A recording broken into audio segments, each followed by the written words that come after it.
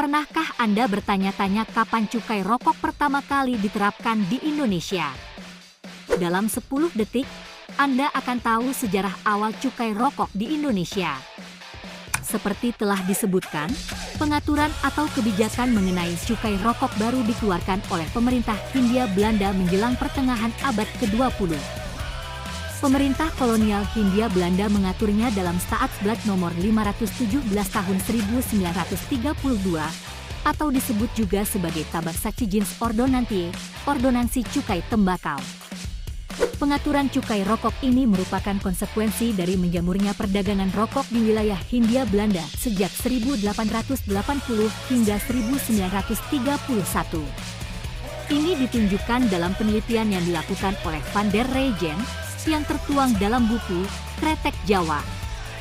Pengaturan mengenai cukai rokok kemudian berlanjut dengan dikeluarkannya Staatsblad 560 1932 serta Staatsblad 427 1935. Khusus untuk Staatsblad 427 1935, aturan ini dibuat untuk membedakan cukai antara rokok putih impor dan rokok kretek.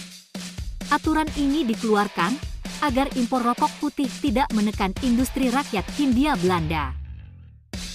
Pasca Indonesia mendeklarasikan kemerdekaan pada 17 Agustus 1945, pemerintah Indonesia masih mengadopsi Staatsblad 517 1932 untuk penerapan cukai rokok.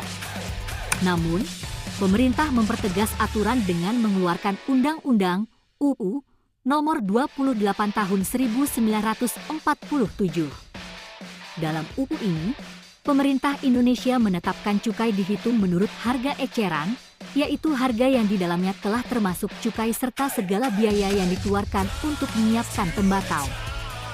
Pemerintah Indonesia melanjutkan pemungutan cukai rokok melalui UU Darurat Nomor 22 Tahun 1950 tentang penurunan cukai tembakau. UU ini mengatur harga jual eceran, HJ, pemungutan cukai yang diturunkan, dan penetapan golongan-golongan pengusaha tembakau yang dibebani kewajiban membayar cukai. Pada masa Orde Baru, pengaturan cukai rokok atau cukai hasil tembakau semakin kompleks dan semakin dipadukan dengan semua ketentuan mengenai cukai komoditi lainnya dalam UU Nomor 11 Tahun 1995 tentang cukai. Ini berlangsung hingga hari ini, dengan tarif yang terus meningkat, kenaikan cukai setiap tahunnya selalu mengundang perdebatan. Dari sisi pengendalian, kenaikan cukai dirasa penting untuk menjadikan rokok tidak terjangkau, meskipun selama ini kenaikan yang terjadi dirasa belum berhasil menjadikan rokok lebih mahal dan tidak terjangkau oleh golongan yang rentan seperti anak dan remaja.